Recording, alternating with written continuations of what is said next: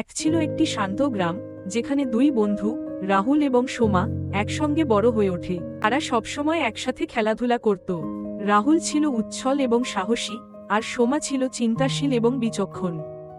একদিন তারা সিদ্ধান্ত নিল জঙ্গলে গিয়ে কিছু নতুন আকর্ষণ দেখবে। তাই সকালে বের হলো। পৌঁছানোর পর জঙ্গলে প্রবেশ করতে তারা দেখতে পেল অসংখ্য সুন্দর গাছ আর পাখির গান। সোমা, দেখ কত সুন্দর, আমরা একটু গভীরে যাই।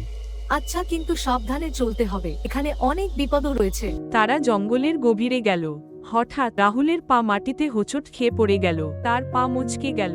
রাহুলের চোখে ভয় দেখা দিল। সোমা, আমি চলতে পারছি না, আমি কি করব? সোমা চিন্তিত হয়ে রাহুলের পাশে বসল। ভয় পেও না, আমি তোমাকে সাহায্য করব। আমাদের গ্রামের দিকে ফিরতে হবে।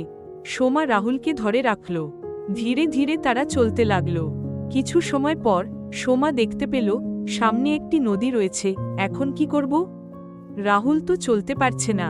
সোমা, তুমি সত্যিই আমার জীবনের সবচেয়ে ভালো বন্ধু। এভাবে তারা আবার একসাথে সুখে জীবন কাটাতে লাগল।